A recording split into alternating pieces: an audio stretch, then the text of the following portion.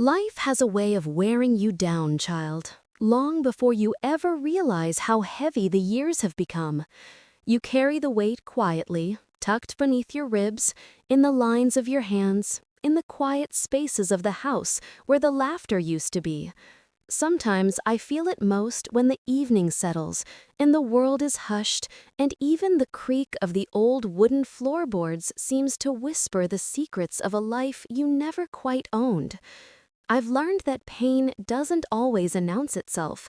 It creeps in slowly, like the cold air under a door in winter, or the way shadows stretch across the living room at dusk.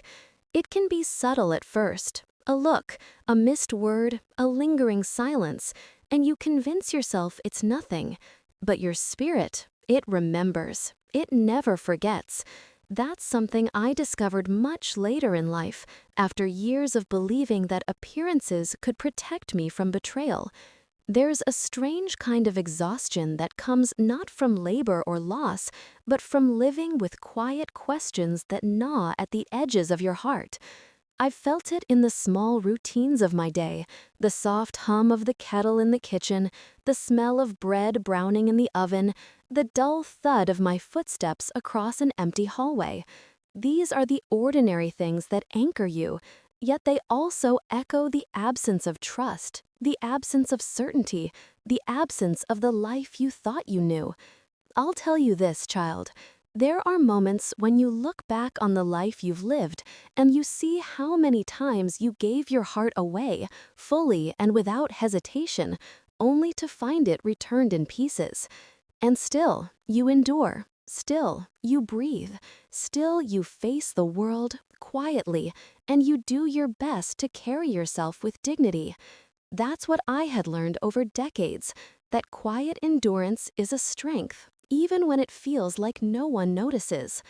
But sometimes life doesn't give you the chance to endure quietly. Sometimes the betrayal comes in broad daylight, in ways that leave you exposed, gasping, unsure if the air will ever feel safe again. That was the day I realized betrayal could be public, calculated, and poisonous, a slow, creeping poison that seeped into every corner of my life. And yet, child, even then, I learned there was a way to reclaim myself if I could find the courage buried deep beneath years of quiet obedience, trust, and fatigue. I grew up in a house that smelled of fresh bread and worn wood, child, the kind where every floorboard groaned with memory. My mother was a quiet woman, gentle but with a toughness that never needed words. She believed in endurance, in keeping your face steady even when the heart trembled, and she passed that down to me. My father, well, he was a man of bursts, sudden anger, sudden warmth, never much in between. I suppose that shaped me more than I realized at the time. You learn, very early, that people are fragile and cruel all at once, and if you survive that, you learn to measure your trust carefully. When I met my husband, I thought I had finally found a harbor from all those stormy winds of childhood. He wasn't cruel, not exactly, but there was a coldness in him that life hadn't softened, a way of speaking that could wound without ever raising his voice. At first, it was easy to overlook. Young hearts have a way of excusing temperaments, of believing love can change even the hardest edges. We built a home together, modest and quiet, filled with the hum of appliances, the smell of evening dinners, and the ordinary chatter of life. Our home had a rhythm, a domestic pulse that felt safe. I had given much of myself to that life, as one tends to do when you've spent years learning to survive alone. I raised our children with quiet devotion, staying up at night when they were sick, listening to their whispered fears, attending school events even when I was bone-tired from a day of work. I took care of every little thing, the groceries, the laundry, the garden that bloomed in early spring with stubborn perseverance. In return, I asked for little: honesty, presence, and a life shared with someone who would hold me as I held them. Yet, beneath the steady routines, there was always a certain fragility. Our marriage, though outwardly ordinary, had subtle cracks that I had learned to ignore. Sometimes he would come home late with an unfamiliar fatigue in his eyes. Sometimes there would be laughter on the phone that quickly ended when I walked by. I told myself these were the minor imperfections of human life, that every marriage has its secrets, its little evasions, and I told myself I was strong enough to endure them. There were mornings when I would wake before the sun, standing barefoot on the cold wooden floor, listening to the quiet hum of the refrigerator, and I would think about all the years I had spent giving pieces of myself away. I remembered my mother's voice, soft but steady, reminding me that endurance was a form of grace. I carried that grace with me, even when exhaustion weighed heavily on my shoulders, even when small doubts gnawed at the edges of my trust. I had always been careful to observe, child, to notice the rhythms of life, to pay attention to what others did not. Perhaps it was my upbringing, perhaps it was the way life had taught me to survive. I saw the delicate balance of our home, the careful way in which we all fit together. And yet, I never imagined that the balance could be shattered from within, that the very person I trusted most could unravel not just our marriage, but my reputation, my sense of self, and the quiet dignity I had spent decades cultivating. It was a life of soft, predictable rhythms, evenings with tea simmering on the stove, the creak of furniture as I cleaned, the smell of flowers from the small garden I tended. It was ordinary, safe, until it wasn't. Back then, child, I brushed it off. I really did.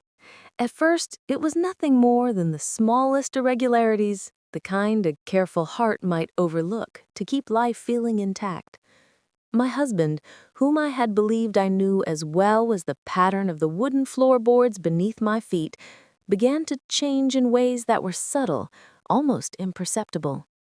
The first time I noticed, it was a glance that lingered on his phone with an intensity that didn't belong, a quick furtive motion that I felt in my chest rather than saw with my eyes.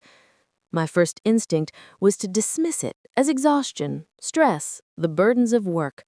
But child, you know as well as I do that your instincts are rarely wrong. There were evenings when the air in our home shifted without explanation.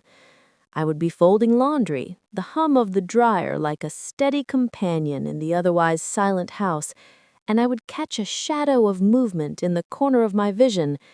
He would step away from the living room, the clatter of a drawer closing too abruptly, and my chest would tighten. It was almost imperceptible at first, a mere flutter of unease that I tried to smooth over with a sigh. Perhaps I was tired, I told myself. Perhaps I was imagining things. But the heart remembers. The heart knows. Sometimes the phone would ring in the early hours, and I would hear him answer quietly in the hallway, his voice a low murmur that carried just enough intimacy to make my stomach churn. I remember one morning particularly, child, standing in the kitchen while the sun's first light sifted through the lace curtains. I could smell the toast browning, the faint aroma of coffee from the percolator, and I thought, this is our life, steady and ordinary. And yet I could hear the laughter, not our laughter, child, but someone else's. And I felt my pulse quicken. My mind raced, trying to find a reasonable explanation, something benign. But deep down, I knew. I remember sitting on the edge of the sofa one evening, the soft tick of the wall clock echoing through the quiet house. I held a cup of tea, the porcelain warm against my fingers, and watched him leave the room, muttering something about work. That was when I noticed a text message flash across his phone screen, a message I wasn't meant to see. It was brief, seemingly innocent to the untrained eye, but the words carried a weight that made my hands tremble. I didn't confront him that night. I just sat there, in the soft glow of the lamp, feeling a creeping chill wind through me. For weeks after, I paid careful attention. I watched how he handled the mail, how quickly he ended conversations on the phone, how he always seemed to have meetings that kept him away later than usual. My friends, when I mentioned my concerns, said I was imagining things, that perhaps I was too tired or too wrapped up in daily routines to see clearly, and perhaps, in some ways, I wanted to believe them. I wanted to believe life was still ordinary, that the hum of the refrigerator, the smell of warm bread, the familiar weight of the wooden floors beneath my feet could still protect me. But, child, you see, the heart remembers what the eyes often ignore. My spirit, tired though it was, began to notice patterns. A perfume I didn't recognize in the hallway, a pen left behind that didn't belong to me, small purchases appearing on our shared account that I had never authorized. Each one of these things could have been innocent, each one could have been brushed aside, but together they formed a map I couldn't unsee. And yet, I told myself to wait. I told myself patience was a virtue, that I would catch nothing if I acted rashly. I went about my days, tending the garden, folding the laundry, listening to the quiet tick of the wall clock, all the while observing him like a careful, weary sentinel. I noticed how he would sometimes stand in front of the mirror a little longer than necessary, how his laughter seemed to carry a hidden lair I couldn't quite place. I noticed the way his eyes would dart to the hallway when he thought I wasn't looking, the way he would avoid my gaze just long enough to unsettle me. There were nights when I lay awake, the old quilt tucked around my shoulders, and I would replay every little detail of the day. I would hear my mother's quiet voice in my mind telling me to trust my instincts, to be aware, to remember that endurance does not mean blind faith. And yet I struggled with what I saw, because the man I loved, the life I had built with him, still demanded my patience, my compassion, my loyalty. I felt trapped in a strange, silent war, one that had no bounds, no shouting, only the slow erosion of certainty. It was during one of these quiet evenings that I first found the evidence, not all at once, child, but in fragments. A receipt here, a message there, a pattern emerging that no amount of wishful thinking could disguise. My hands shook as I pieced it together, feeling a strange mix of disbelief and vindication. The weight that had been creeping at the edges of my days now pressed firmly on my chest. I couldn't ignore it anymore. My heart knew what my mind had long suspected. Betrayal had taken root in the very space I had trusted most. And so the first clue was not a dramatic confrontation or a sudden revelation. It was the quiet, terrifying awareness that life as I had known it was shifting, that the home I thought was a sanctuary was now a place of subtle deceit. I didn't know then the full extent of the deception, nor the storm it would bring. I only knew that patience, observation, and endurance would be my companions in the days to come, because even in suspicion, even in dread, I had to prepare myself for the moment when the truth would finally show its face. The day I discovered the truth, child, the world felt as though it had tilted on its axis. I remember standing in the hallway, the late afternoon sunlight spilling through the lace curtains, casting patterns on the wooden floor that seemed almost mocking in their perfection.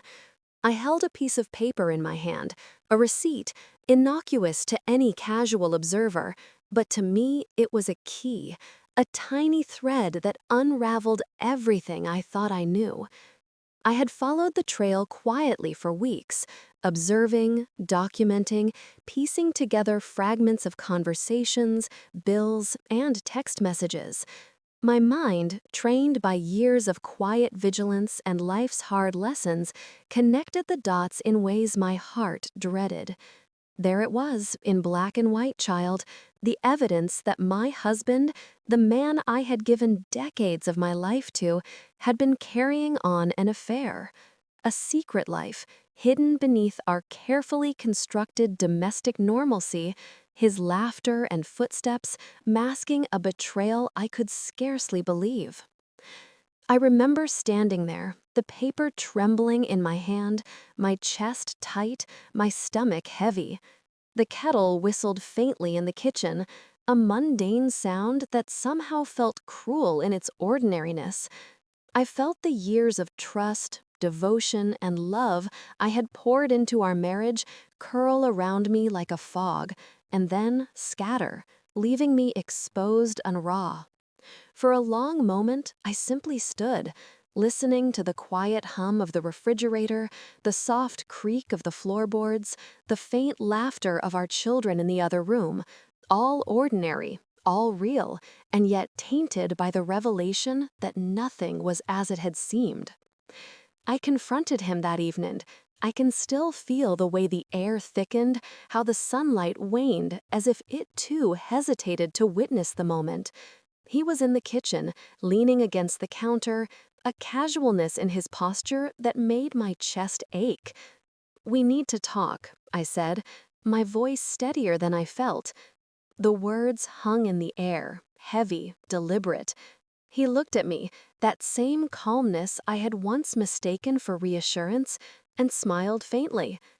"About what?" he asked, as if he didn't know, as if he were innocent. I laid the papers on the counter, watching him closely.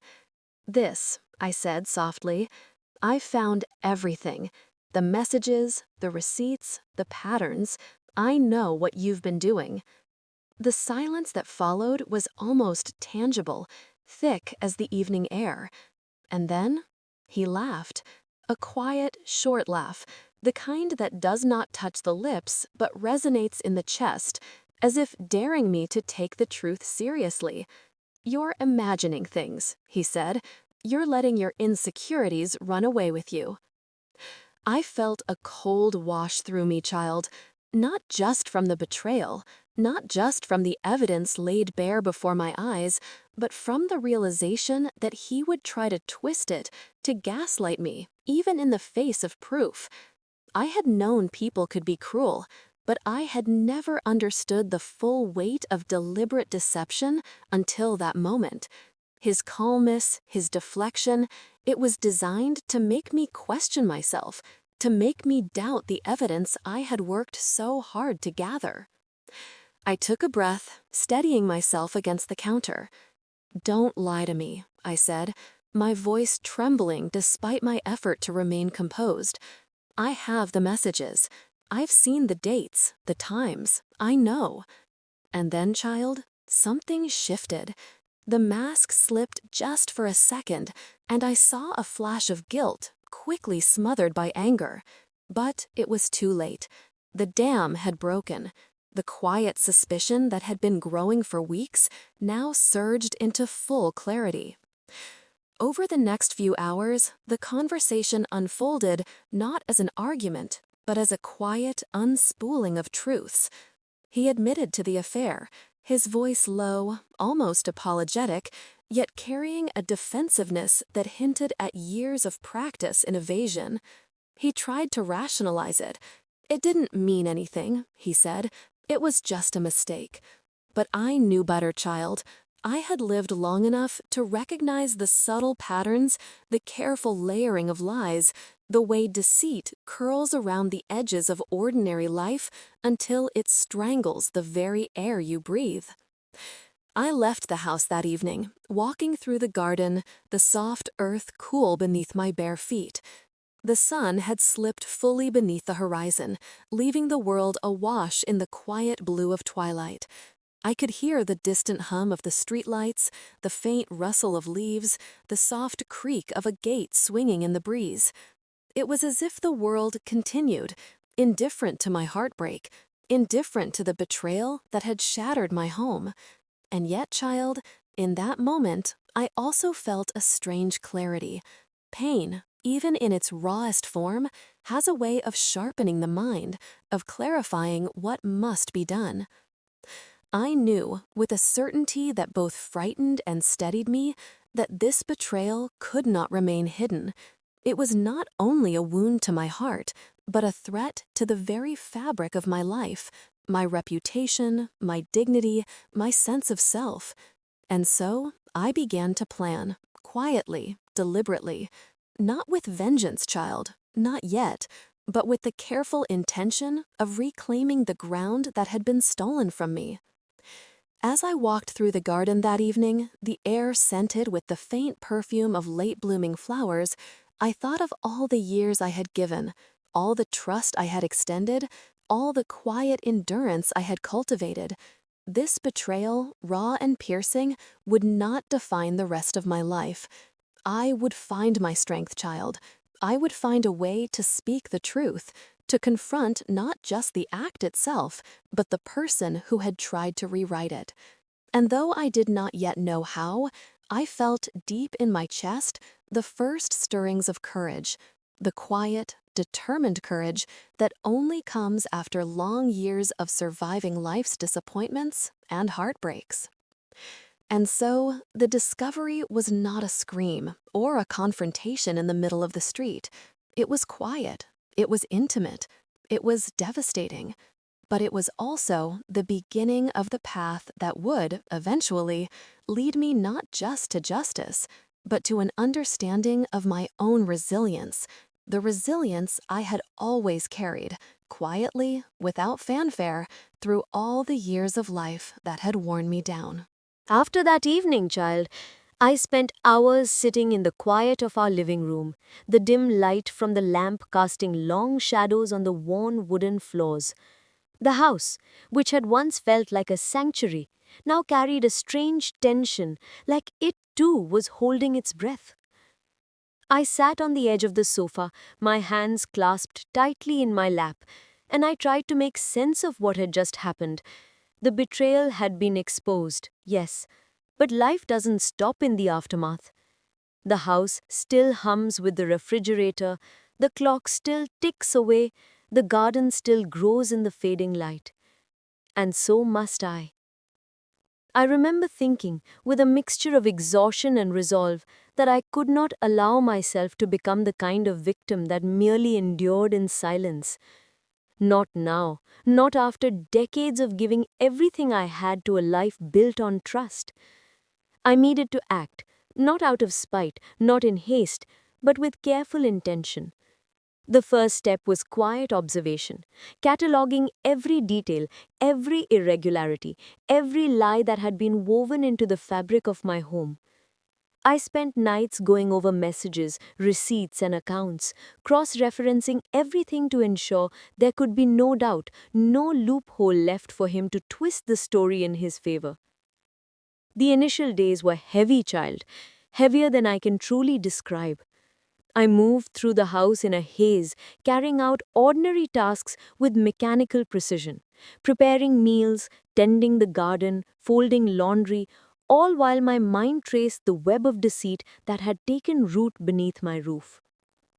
I felt the weight of years pressing on me, the sacrifices, the quiet compromises, the times I had ignored my own unease for the sake of maintaining peace.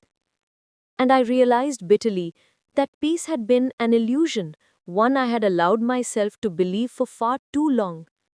I decided to confront him again, this time not in desperation, but with purpose. It was a calm evening, the smell of simmering stew filling the kitchen, the soft hum of the oven acting as a steady companion. I found him in the living room, seated in his favorite chair, flipping through a magazine with a casualness that my chest tightened. "We need to talk again," I said softly, letting the weight of the words settle between us like dust. He looked up, mild surprise in his eyes, as if the revelation from days before had not been enough. "I've been thinking," I continued, my voice steady despite the tremor in my heart, "about everything, about the choices you've made, about what this means for me, for our family, for the life I've built alongside you. I'm not here to argue. I'm here to set boundaries.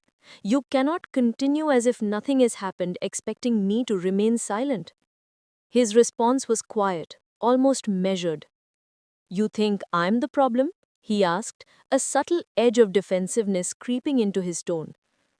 "You're making this more than it is." Child, that was the moment I realized just how skilled he had become at twisting reality, at making the guilty appear as the victim. But I had my proof now. I had the timeline, the receipts, the accounts, all catalogued carefully in my notebook. And I knew deep in my bones that clarity and calm would serve me better than shouting, better than recrimination. I would act with intention, not impulse. The next days were spent quietly preparing. I spoke to a lawyer, not in anger, not in accusation, but simply to understand my rights, to know the avenues available to protect myself and our children. I made copies of every piece of evidence, organized it meticulously, and even rehearsed the conversations I would need to have with friends and family.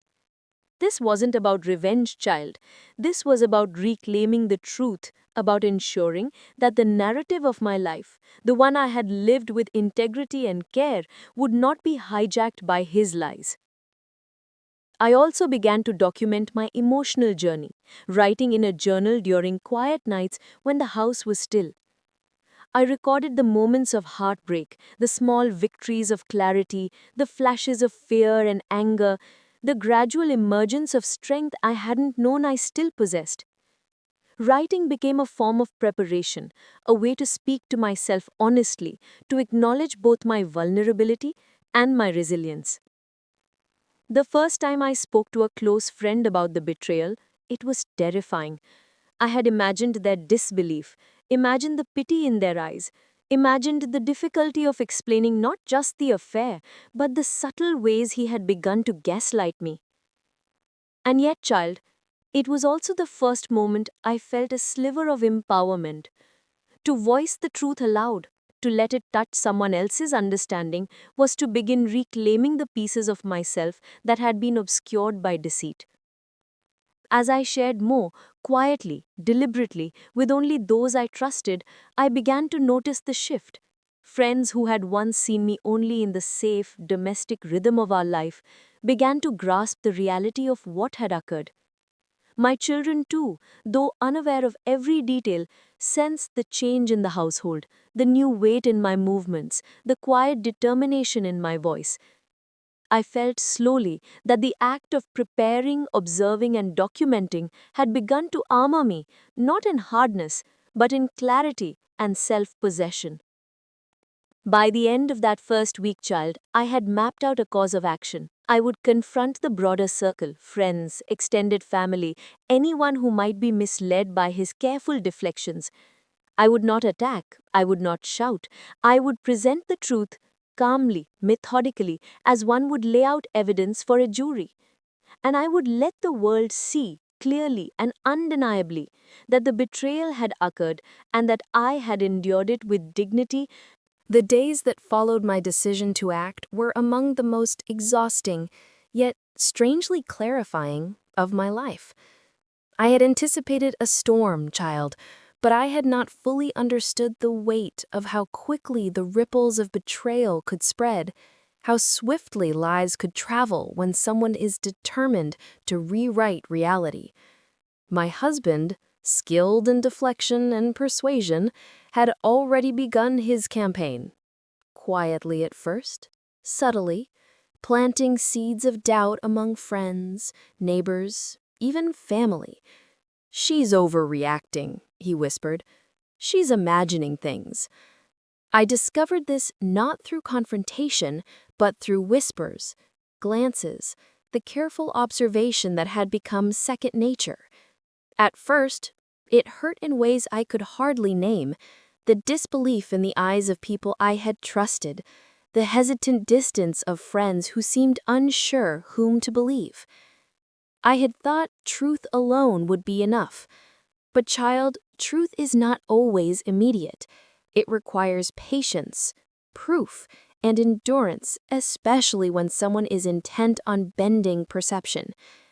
I remember one evening, sitting at the kitchen table with the evening light fading behind the lace curtains, staring at my cup of tea and realizing that the fight was no longer just about the affair itself.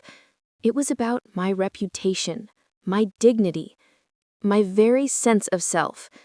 The betrayal had spread beyond the walls of our home and into the careful tapestry of relationships I had nurtured over decades. And I knew, quietly but firmly, that I had to act not with anger but with precision. I began with family, the closest circle who had been unaware of the full scope of his deceit. I laid everything out slowly, patiently, letting them hear the details, see the evidence, and understand the quiet accumulation of betrayal that had taken place over months, even years. I spoke calmly, not with rage, but with clarity. "This is not a story I am telling lightly," I said. "This is the truth, and it deserves to be seen for what it is." Some were startled, some hesitant, but the careful presentation of facts, paired with the emotional honesty that came naturally after months of reflection, began to pierce the fog of his lies. I could see the shift in their eyes, from skepticism to the recognition that I had not only discovered the betrayal, but had endured it with quiet strength. The process was not instantaneous. It required repeated conversations, gentle reminders, and the patience to let the truth settle into their hearts like a slow dawn breaking over a long night. Friends, too, began to respond. Some had initially pulled away, unsure which version of reality to accept. But child, people see authenticity when it is paired with calm conviction. I did not raise my voice. I did not attack. I simply shared, over quiet cups of tea, over small walks in the garden, the evidence and the journey that had led me to this point. I let the small, careful details speak louder than emotion alone, and gradually the tide began to turn. Those who had doubted began to see the pattern, recognize the manipulation, and extend their support. It was a slow shift, but one with profound consequences. The whispers that my husband had seeded, the doubts, the insinuations, began to lose their potency. Family members who had once been swayed by his calm assurances now looked at him differently, noticing the cracks in his story, the inconsistencies that betrayed the truth. Even neighbors who had noticed the quiet tension in our home began to understand that the fault lay not in me, but in the deliberate deceit he had woven into our lives. At times, child, I had to remind myself to breathe. The process was emotionally exhausting, requiring careful navigation of relationships I had spent decades cultivating. But I also discovered an inner strength I had not known I possessed, a quiet confidence that came from knowing the truth and standing firmly within it, even when others wavered. It was not vindictive. It was deliberate. It was the work of reclaiming my dignity piece by piece, without resorting to cruelty or spectacle. I also took care to protect the younger ones, our children, who, though aware of tension, did not need to bear the full weight of adult conflicts. I spoke with them gently, reassuring them that while life sometimes includes painful truths, we face them with honesty and courage. I watched their eyes, bright and observant, and felt a quiet satisfaction knowing that I was modeling integrity, even amidst betrayal. And then, slowly, the social consequences for him began to take shape. Invitations he had once taken for granted ceased to arrive. Friends who had been loyal to him stepped back, not with malice, but with an understanding of the patterns I had exposed. He tried to maintain the facade, to smooth the edges of the narrative with charm and partial truths. But child, charm cannot overwrite evidence. He could not undo the careful, deliberate accumulation of proof I had laid before those who mattered most. One evening, standing in the quiet kitchen, with the soft hum of the refrigerator as my companion, I realized the shift was complete. Not everyone had understood immediately. Not everyone had responded as I wished. But enough had seen the truth. Enough had recognized my endurance, my clarity, my strength. The campaign of lies that had threatened to consume me had faltered, crumbling under the quiet weight of evidence, honesty, and patience. It was a slow, quiet victory, child, not a triumphant shout or public spectacle.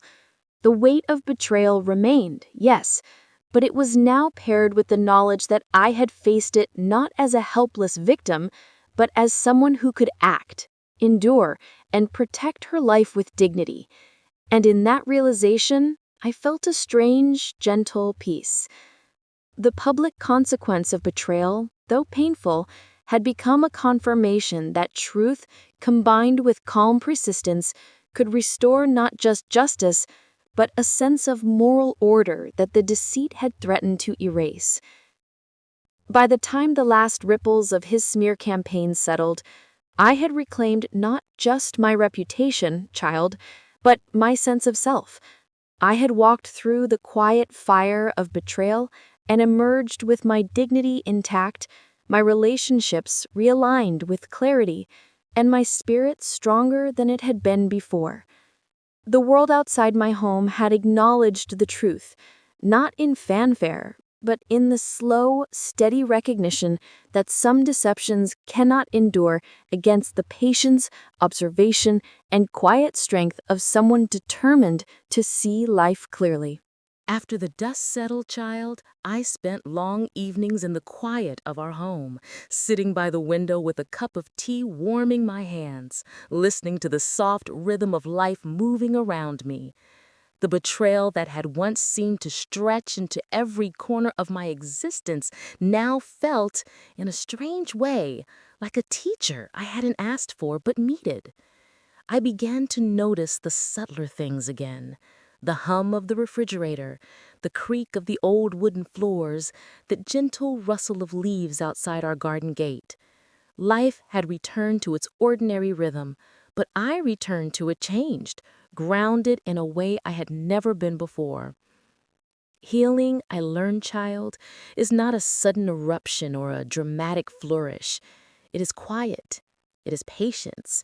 It is learning to walk through the familiar spaces of your life and recognize that though the world has shifted beneath your feet, your own footing can be reclaimed. I began small, tending the garden in the mornings, letting the sun warm my shoulders, noticing the way the flowers had survived the long months of neglect, much like my own heart had survived the storm. I baked bread again, feeling the familiar warmth of the oven and the comforting smell of yeast rising. I cleaned the house in deliberate, meditative motions, each sweep of the broom or fold of laundry a reminder that I was still capable of creating order in my own world.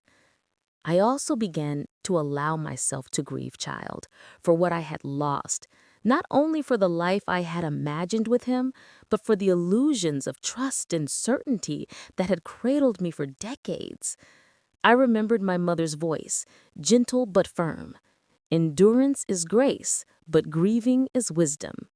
And so I grieved quietly, fully, sitting with the ache in my chest without shame or deflection. I learned that grief and healing are not opposites. They are companions, moving in tandem through the corridors of a life remade. As the day stretched into weeks, I found myself reconnecting with friends I had unintentionally distanced during the turmoil. They were wary at first, hesitant to speak the truths they had once doubted. But child, people sense sincerity and the quiet consistency of my actions. My refusal to resort to anger or public spectacle drew them back. They listened. They supported.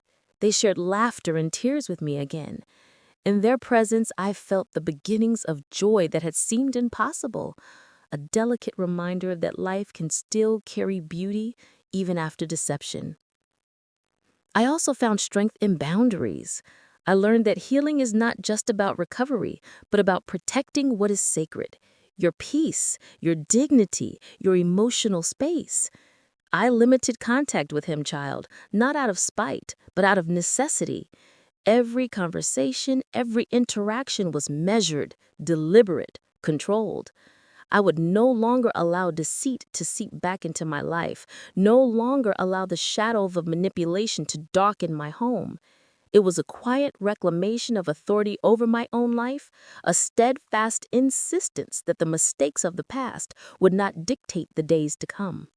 One evening, I sat in the garden as the sun sank low, casting long amber shadows across the soil. I felt the wind on my face and inhaled the scent of late-blooming flowers. I realized that I had survived, yes, but more than survival, I had found myself. The betrayal had been devastating, child, but it had not broken me. It had forced me to confront the hidden reserves of courage, patience, and clarity that I had cultivated quietly over the years. And in that confrontation, I discovered a profound truth that even when the world shifts beneath you, even when those you trust most fail you, there is a place within yourself that remains unbroken, resilient, luminous. I began to envision a future that was entirely my own. Slowly, cautiously, I allowed myself to dream again, of days filled with simple pleasures, of friendships nurtured with care, and a life measured not by betrayal, but endurance and grace. I realized that healing is not linear, child. It ebbs and flows, and there are days when the weight of the past presses heavily. But with each small act, tending the garden, preparing a meal, sharing laughter with a friend, the weight lightened, replaced by something steadier, the certainty that I had reclaimed my life, that I had acted with integrity, that I had endured and emerged wiser, stronger, and quietly triumphant. I also took time to reflect on the lessons this ordeal had offered. I understood now that trust is precious and fragile, but so is courage. That betrayal, though painful, can awaken reserves of strength one did not know existed. That truth, when paired with patience and clarity, carries a weight that deception cannot withstand. And above all, I understood that healing is not about forgetting, child. It is about integrating the pain into the narrative of your life, allowing it to teach, shape, and ultimately fortify the heart. By the time months had passed, the house felt alive again in a gentle, unassuming way. The creak of the floorboards was no longer ominous, but familiar. The smell of baking bread was comforting once more. The garden bloomed with stubborn resilience, a reminder that life persists even after the harshest winters.